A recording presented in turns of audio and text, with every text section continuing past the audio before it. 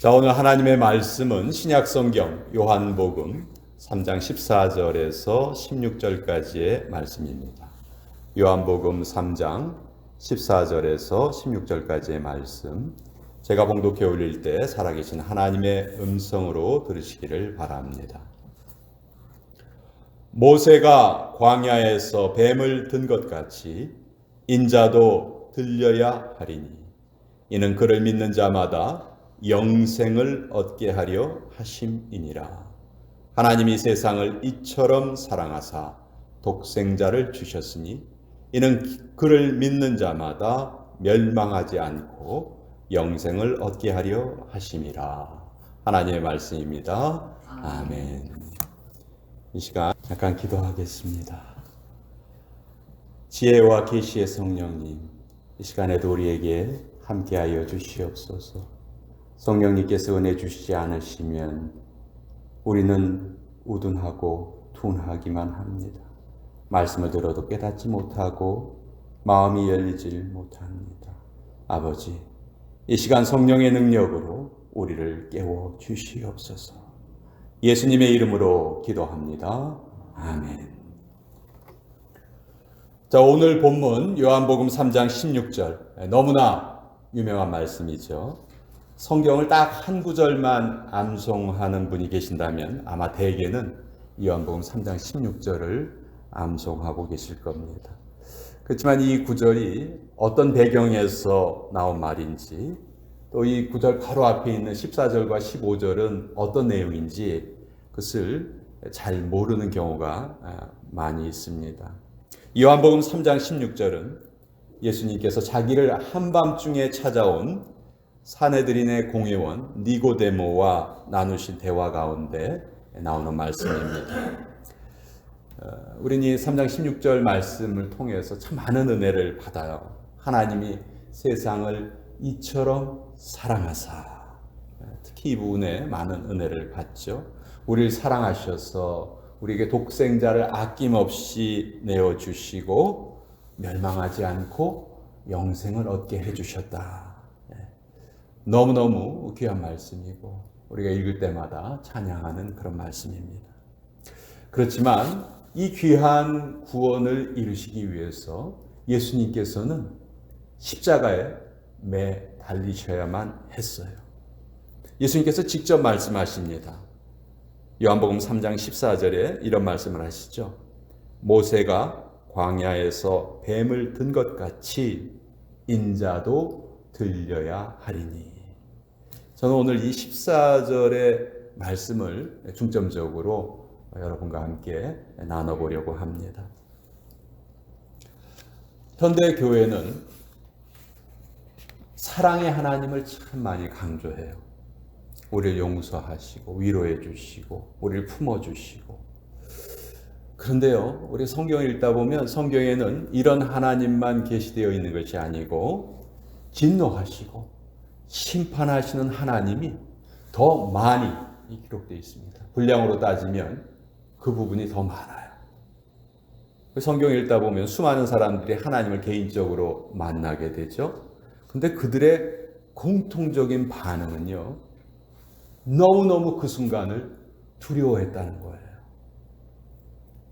모세가 하나님을 만날 때 출애굽기 3장 6절에 보면 모세가 하나님 배웁기를 두려워하여 얼굴을 가리매, 이렇게 되어 있고요. 이사야 선지자는 화로다 나여 망하게 되었도다.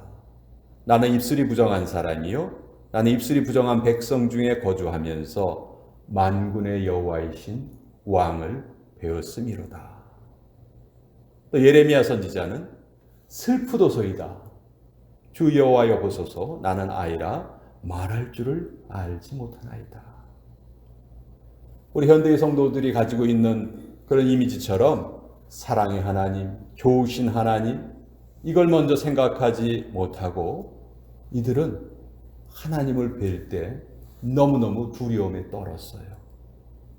여러분, 모세, 이사야, 예레미야, 우리들보다 훨씬 더 어려운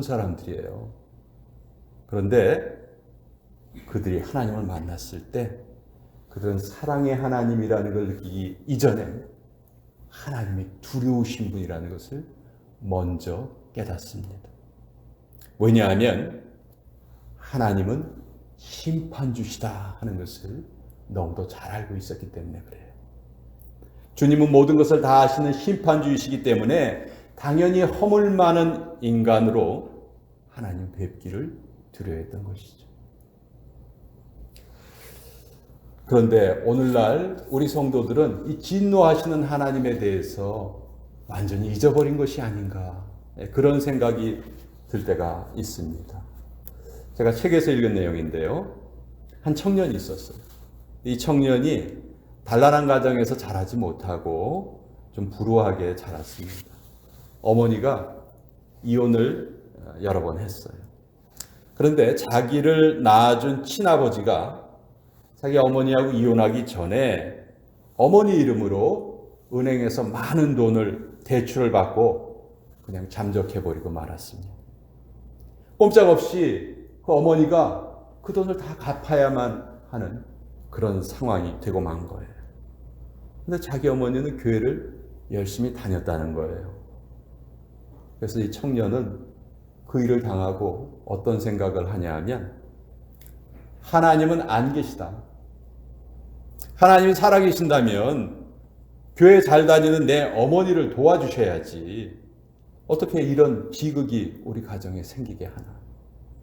하나님은 안 계셔. 이 청년은 이렇게 결론을 내리고 말았습니다. 여러분은 이 청년의 생각에 공감하시나요? 얼마나 경제적으로 힘들고 어려웠으면 이런 생각까지 했을까 안타까운 마음이 들지만, 저는 또 다른 이유로 이 청년의 생각에 대해서 너무 안타까운 마음이 들었습니다. 다른 게 안타까운 게 아니고요. 이 청년은 처음부터 하나님에 대해서 너무 잘못 아는 거예요. 하나님을 잘못 소개받았어요. 제일 먼저 우리가 하나님에 대해서 알아야 될 사실은 하나님은 의로우신 분이고 심판하시는 하나님이시라는 거예요. 그래서 이 청년이 이 올바른 인식이 있었다면, 내 어머니는 안 도와주시니까 하나님 안 계신 거야, 이렇게 생각하는 것이 아니고, 야, 큰일 났다. 내 아버지가 하나님께 큰 벌을 받겠구나. 이 생각이 먼저 들었어야 한다는 것이죠. 그런데 사랑의 하나님, 좋으신 하나님, 우리를 도와주신 하나님, 이 말만 계속 들어왔기 때문에 자기의 삶에 어려움이 생기니까 하나님이 안 계신다, 이렇게 잘못 생각하고 낙심에 빠지게 되었다는 것이죠. 여러분, 우리 인생이 사랑의 하나님이라는 그 간단한 하나의 공식으로 우리 인생 전체가 다 설명되지 않습니다. 오늘 본문에 보면 모세가 광야에서 뱀을 든 것처럼 예수님도 들리셔야 한다, 이렇게 써 있죠. 자, 모세가 왜 뱀을 들었나요? 출애굽기를 보면, 그러니까 민수기에 적혀 있는 내용인데, 출애굽한 이스라엘 백성들이 광야 생활을 하면서 너무 불평을 한 거예요. 그러니까 하나님께서 불뱀을 보내서 그들을 물려 죽게 하십니다. 하나님은 심판하시는 하나님이시기 때문에 불평의 죄를 저지른 이스라엘 백성들에게 불뱀이 물도록 허락하셨어요.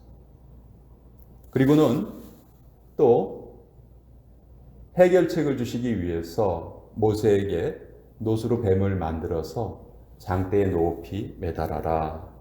누구든지 불뱀에 물린 사람이 그 노뱀을 바라보기만 하면 또 바로 나을 수 있도록 하겠다, 그렇게 은혜를 베풀어 주시기도 했어요. 지금도 이 노뱀의 그림을 우리가 자주 볼 수 있습니다. 앰뷸런스에 보면은 그 지팡이하고 이게 지팡이를 뱀이 이렇게 휘감고 있는 그런 그림이 그려져 있는 앰뷸런스가 많은데, 바로 이 장면에서 유래된 것이죠. 누구든지 노뱀을 바라보는 자는 다 나을 것이다 하는 이 장면에서 그 그림이 유래가 된 거예요. 그런데 이스라엘 백성들이 왜 뱀에 물렸을까요? 민수기서 21장 5절에 보면 백성이 하나님과 모세를 향하여 원망하되 어찌하여 우리를 애굽에서 인도해내어 이 광야에서 죽게 하는가? 이곳에는 먹을 것도 없고 물도 없도다. 우리 마음이 이 하찮은 음식을 싫어하노라 하네. 자, 이 원망죄를 저지른 거거든요. 하나님께서 날마다 내려주시는 만나가 이제는 맛이 없다는 거예요. 애굽에서 노예로 살 때 먹었던 음식이 훨씬 더 좋았다는 거예요. 그런 불평을 할 때 이제 하나님은 불뱀을 보내세요. 그리고 그들을 물려 죽게 하십니다. 하나님이 이렇게 심판하시는 하나님이세요. 여러분, 그런데 만약 우리가 하나님께 원망 좀 했다고 해서 하나님이 뱀을 보내셔가지고 우리를 물게 한다면 그런 하나님 우리가 잘 믿을까요? 아니, 내가 좀 잘못 좀 했기로서니 그래 나를 이렇게 뱀에 물리게 하셔? 나 이런 하나님 안 믿어. 이렇게 생각하기가 쉬울 거예요. 하나님 나를 사랑하지 않으셔. 이렇게 생각하기 쉬울 거예요. 우리가 심판의 하나님, 잘못에 대해서 벌 주시는 하나님, 이것보다는 그냥 사랑의 하나님에만 치우쳐 있기 때문에 그래요. 여러분, 잘 생각해 보면요. 지극히 거룩하신 공의의 하나님께서는 죄를 저지른 우리를 구해 주셔야만 할 마땅한 의무가 전혀 없으세요. 하나님의 첫 번째 일은 심판하시는 일이시거든요. 그러니까 이 세상의 모든 고통이 사랑이 없어서 고통을 겪는 것이 아닙니다. 가정이건 국가건 개인이건 우리가 고통을 겪는 이유는 대부분 다 의로움이 없기 때문에 그래요. 의롭게만 산다면 모든 것이 다 괜찮습니다. 그러나 이 세상에 그 의로움이 없기에 많은 문제들이 생겨나는 것이지. 그래서 구원의 시작은 의로움이 회복되는 거예요. 현대교회에서 가장 많이 하는 말 중에 God is love, God loves you. 우리 너무 이 말에만 현혹되어서는 안 됩니다. 하나님은 불의에 대해서 진노하시는 하나님, 심판하시는 하나님이시라는 것을 우리가 꼭 기억하고 있어야 합니다. 사람들이 하나님을 얼마나 잘못 알고 있냐면요. 이런 말들을 하죠. 여러분, 스탈린, 모택동, 수많은 외에도 이외에도 수많은 독재자들이 나와서 얼마나 많은 사람들을 죽였습니까? 사람들이 그런 질문을 하죠. 도대체 하나님은 그때 뭐 하셨냐고. 그런데요, 하나님은 그 상황에 꼭 개입하셔야 될 의무가 없으세요. 스탈린이나 모택동 잘 생각해 보면 그 당시 그 지역의 교회가 부패되어서 생겨난 결과예요. 교회가 복만 강조하고 부자들 편에 서니까 하나님은 공산주의가 생기는 것을 막지 않으셨어요. 여러분, 이슬람 중에 아주 극단주의자들이 있죠. 그 사람들이 왜 그렇게 폭력을 저지른 사람들이 됐습니까?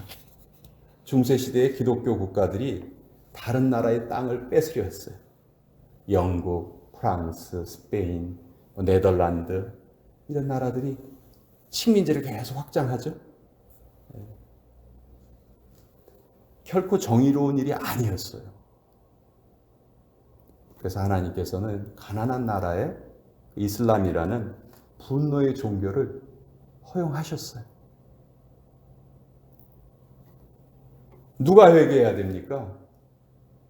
그 사람들이 회개해야 되는 것이 아니고 교회가 먼저 회개해야 됩니다. 성경의 복은 경쟁에서 이겨서 얻는 복은 단 하나도 없습니다. 성경에 게시된 복은 다 포기하고 양보해서 얻는 복이에요. 그래서 돈을 많이 벌고 높은 지위에 올라가고 우리가 그거 좋아만 해서는 안 됩니다. 그 자리에 올라간 그 사명을 감당하지 못하고 제대로 열매를 맺지 못한다면 심판받을 일이 더 많아지는 거예요.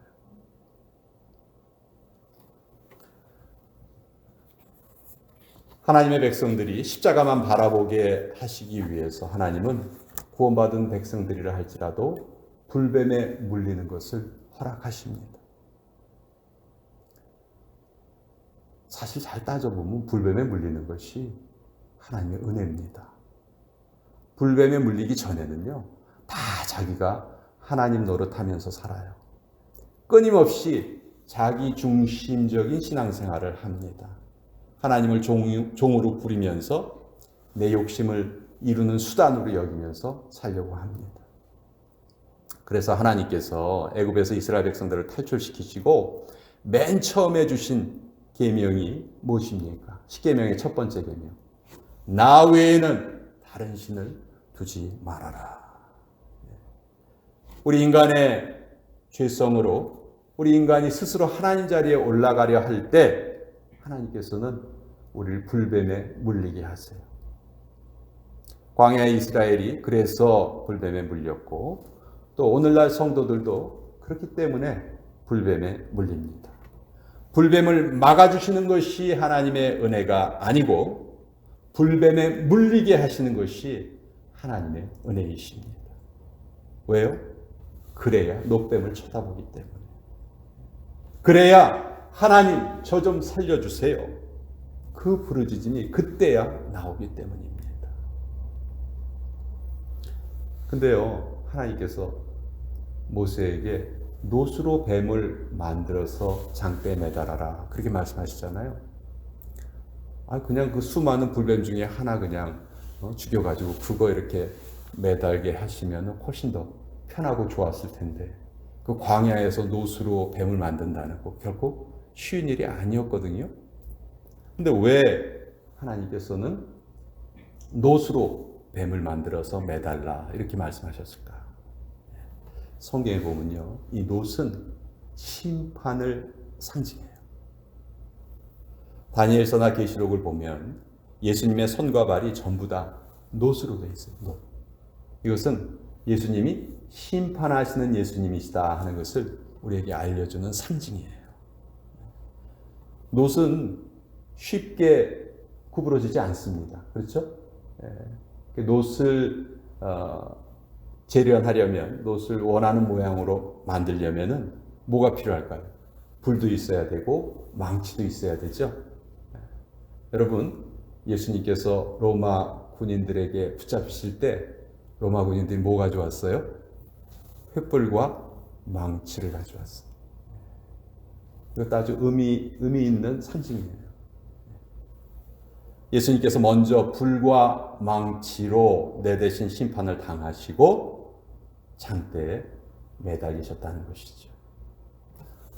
불뱀에 물린 자는 난데 장대에 매달리신 것은 예수님이셨어요. 그래서 우리가 십자가를 바라볼 때마다 우리는 그런 고백을 해야 돼요. 내가 저기에 매달려야 되는데 나 대신 예수님께서 달리셨구나. 그런 고백이 우리에게 있어야 합니다.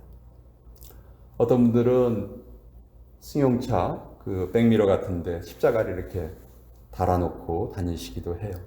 나는 크리스찬입니다. 이것을 고백하는 아주 좋은 의미로 그렇게 달아놓고 다니는 거죠. 그렇지만 만약 그 십자가가 혹시 이거 매달아 놓으면 사고 좀 막아주지 않을까? 그런 의미로 십자가를 그 자리에 매달아 놨다면 그건 십자가가 아니죠. 그건 부적이에요. 부적. 다시 한번 우리가 우리의 신앙생활을 좀 돌아봤으면 좋겠습니다. 너무 우리가 사랑의 하나님만 강조해서 나태해진 게 아닐까? 방자해진 게 아닐까?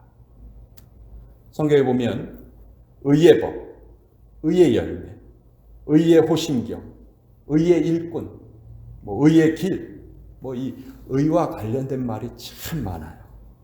그러나 사랑의 도, 이런 말은 단 한 번도 등장하지 않습니다. 그런데도 우리는 너무 사랑의 하나님이란 말에 한쪽으로만 쏠려 있지는 않은지, 제가 사랑의 하나님을 부정하는 말을 하고 있는 게 전혀 아니라는 거 여러분 너무도 잘 아실 거예요. 그러나 진노하시고 심판하시는 하나님을 무시하고 사랑의 하나님만 외쳐서는 안 된다 하는 것을 여러분과 함께 나누고 있는 것입니다. 사랑은 의가 회복되면 자연스럽게 뒤따라옵니다. 기도하겠습니다. 공의와 사랑의 하나님, 우리들이 너무나 사랑의 하나님만 강조하고 진노하시고 심판하시는 하나님을 두려워하지도 않고 외면하며 살지 않았나 너무 부끄럽습니다. 예수님께서는 우리를 위해 광야에서 들린 노뱀처럼 들리셨건만 그 은혜가 제대로 깨달아지지 않았습니다. 지금도 하나님의 뜻보다는 내 상황을 더 우선하며 살아온 것 이제 모두 다 버리게 하여 주시고 더 공격적으로, 더 전적으로 우리의 삶을 주님께 드릴 수 있게 하여 주시옵소서. 예수님의 이름으로 기도합니다. 아멘.